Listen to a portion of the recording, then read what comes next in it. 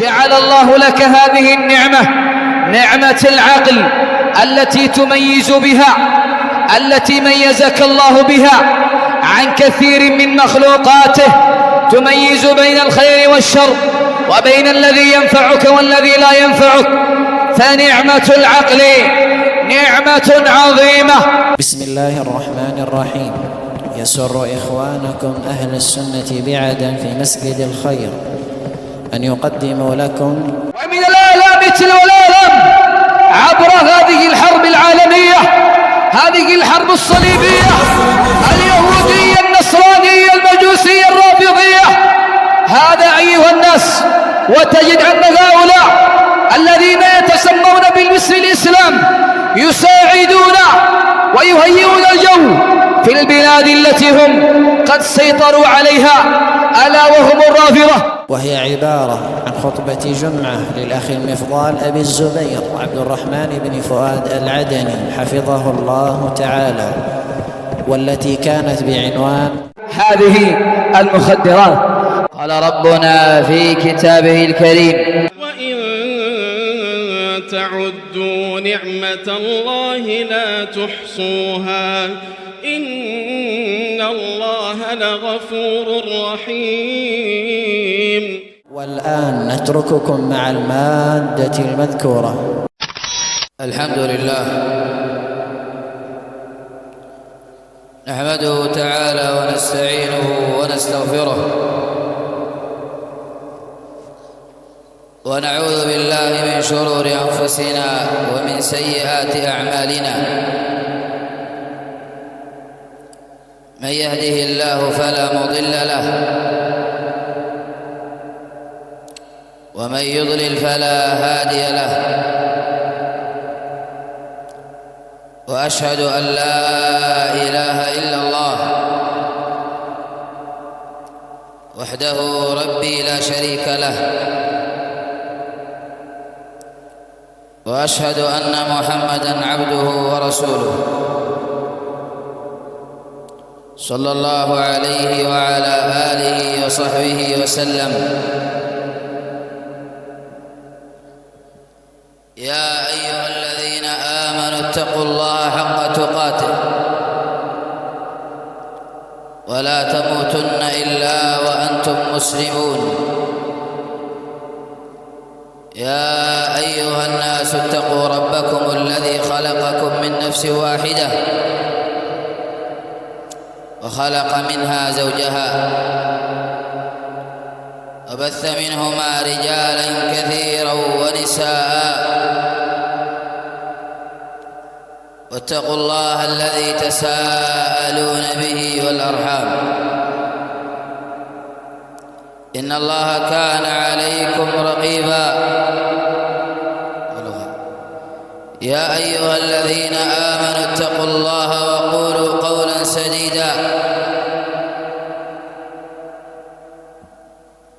يصلح لكم أعمالكم ويغفر لكم ذنوبكم، ومن يطع الله ورسوله فقد فاز فوزا عظيما. أما بعد، فإن أصدق الحديث كلام الله تعالى، وخير الهدى هدي نبينا محمد صلى الله عليه وسلم، وشر الأمور محدثاتها، وكل محدثة بدعة، وكل بدعة ضلالة، وكل ضلالة في النار.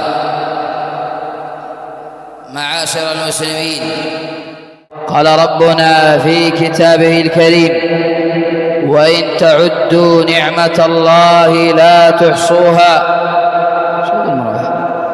وإن تعدوا نعمة الله لا تحصوها. نعم عباد الله، فنعم الله علينا كثيرة لا تعد ولا تحصى. ومن نعم الله علينا أن كرمك أيها الإنسان وشرفك بنعمة العقل. ولقد كرمنا بني آدم وحملناهم في البر والبحر ورزقناهم من الطيبات وفضلناهم على كثير ممن خلقنا تفضيلا وفضلناهم على كثير ممن خلقنا تفضيلا. فالله فضلك أيها الإنسان وكرمك وشرفك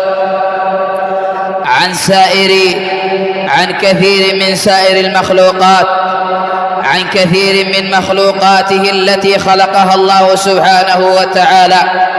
فأنت أيها العبد أيها الإنسان تمشي منتصبا على رجليك، ومنهم من يمشي على 4. يخلق الله ما يشاء.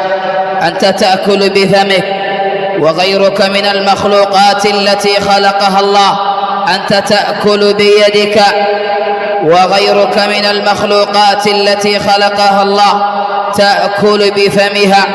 فهذه من نعمة الله، من نعم الله علينا الكثيرة. وقال ربنا في كتابه الكريم من سورة التين: لقد خلقنا الإنسان في أحسن تقويم. فبين الله في هذه الآيات أنه خلق هذا الإنسان في أحسن تقويم، وجعل لكم أيها العباد سمعا وأبصارا وأفئدة. ألم نجعل له عينين ولسانا وشفتين وهديناه النجدين؟ فجعل الله لك هذه الحواس وهذه الأعضاء وهذه النعم، وجعل لك الفؤاد الذي من خلاله تنظر إلى ما فيه ضرر لك فتجتنبه، وتنظر إلى ما فيه مصلحة لك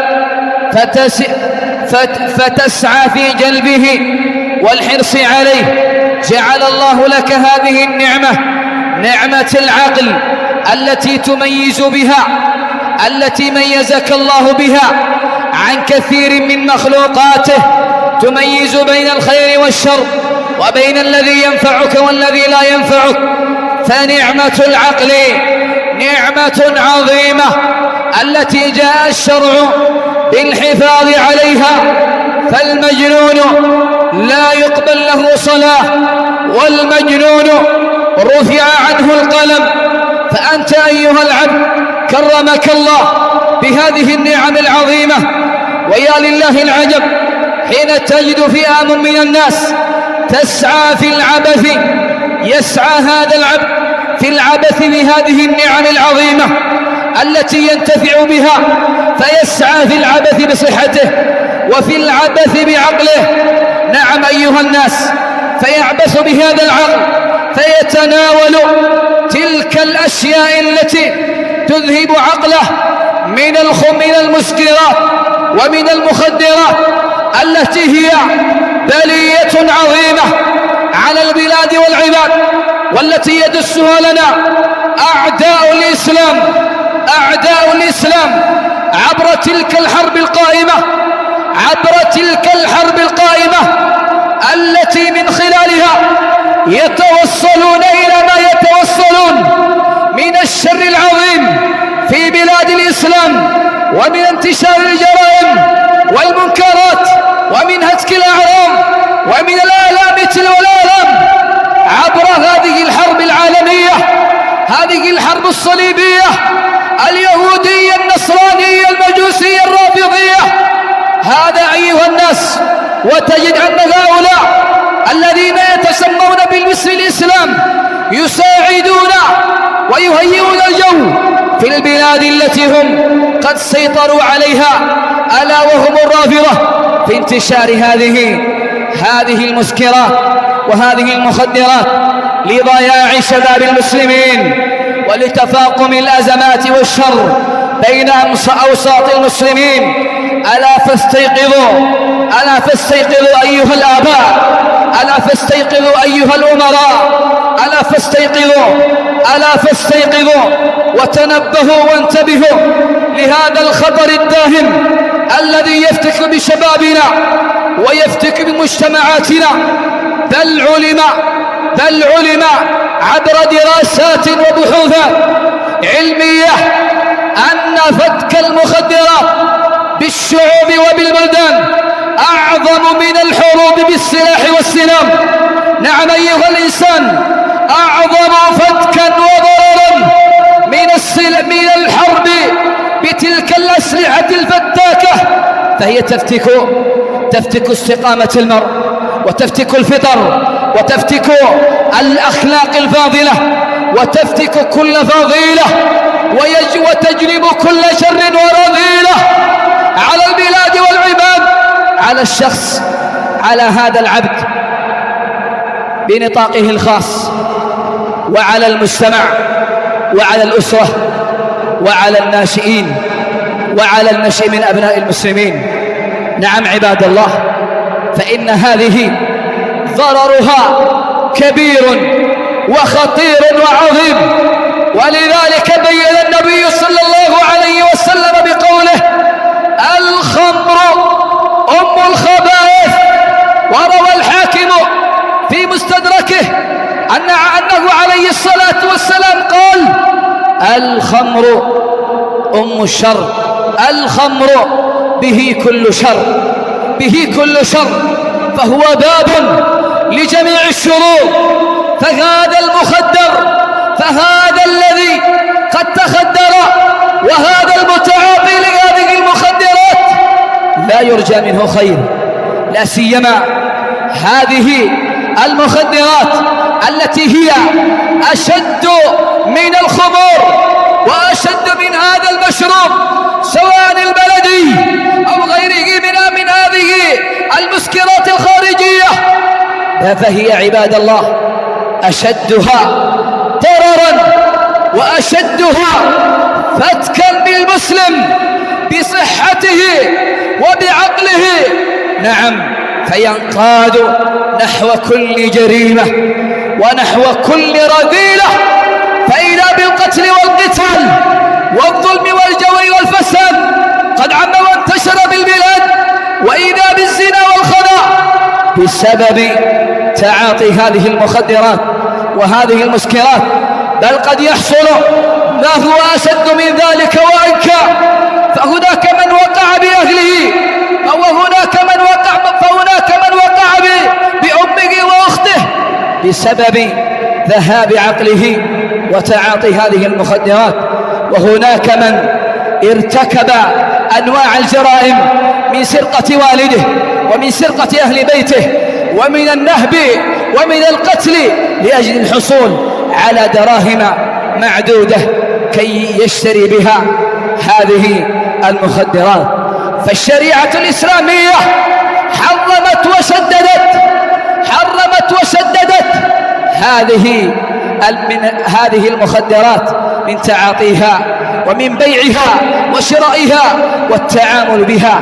ولذلك من أضرارها ومن عظيم شؤمها أن صاحبها توجب لصاحبها اللعنة، كما قال عليه الصلاة والسلام: لعنة الله على شاربها وعاصرها ومعتصرها وحاملها والمحمولة إليه وبائعها ومبتاعها. نعم أيها المسلم، لعنة وجبت اللعنة إلا أن يتوب لربه لهذا الذي يشرب الخمر ويتعاطيه ويتعامل به. واللعنة هي الطرد والإبعاد من رحمة الله سبحانه وتعالى. فحرمت الشريعة أشد التحريم لما فيه ضرر على هذا العبد في الدنيا والآخرة. فمن شرب الخمر اليوم فلا يشربه غدا.